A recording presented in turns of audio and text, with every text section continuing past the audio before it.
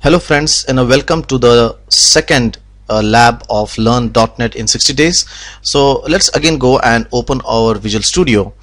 Now in the first lab, what we did is we actually displayed hello world, or I'll say this is my first program, on the screen.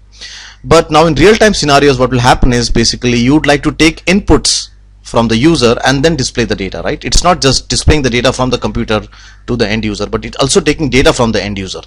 So how can we take data from the end user and then display it in our program?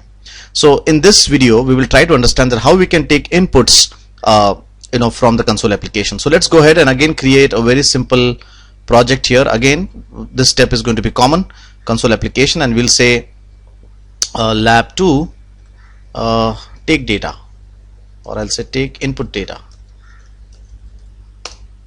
Now if you remember the first syntax we talked about, we set console.writeLine. In other words, write the data to the screen, right, to the monitor.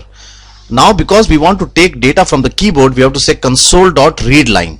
Okay, so just to make sure, this write line sends data to the screen.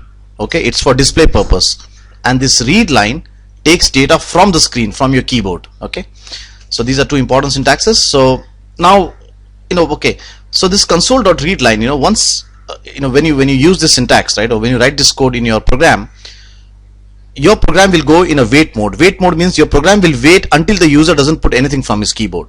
Okay, so the program will come there and it will wait until the data comes from the keyboard and the data is sent into your program. Okay, so what we have to say here is that, okay, first let's display a simple message here saying console.writeLine, enter your name, right?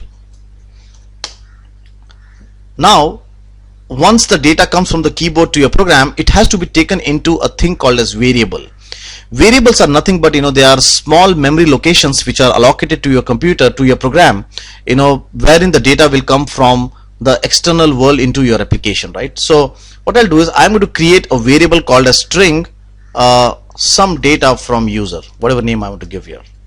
Okay, now what this variable states here is that you are going to get some data from the keyboard, and this data will come inside this variable, right? So let me just write the syntax first, console.readLine. Now look at this. Now what I'm saying here is that the data will come from the keyboard, that is readLine, into my variable called as some data from user, right? So, and after that I'll say console.writeLine, hello, you have entered. Now whatever data is there, it comes into this some data from user. So I'll say you have entered some data from user. Now you can see this plus sign here. This plus sign says that join this sentence and join this data which has come from the keyboard. In other words, if I enter here Shiv, then you can the data will be displayed, hello, you have entered Shiv. If I entered here good morning, then I'll get a sentence here saying hello, you have entered good morning. Okay, so variable is nothing but they are small chunk of memory which are allocated to your program, and this chunk of memory will it will help, it will hold some kind of data. Okay, so I'll do a control F5 here, and what I'll do is okay, before I do a control F5, after this console.writeLine, right, I would like to just go and do a read line here, so that the program does not finish, because what will happen is, or else if I put something here and I do enter, the straightforward the program will go off. Okay, so I have this one, this small sentence here will ensure that our program is still running and we can see the output. Okay, so let me do a control F5 here. So you can see now the code has executed this first line of code, console.writeLine, right, and it has displayed enter your name. Now it is waiting for the second line over here saying that you have to enter some data. So I'm going to say good evening. Okay, oh, this is my name. Okay, sorry. So I'm going to say Shiv, and I'm going to do enter.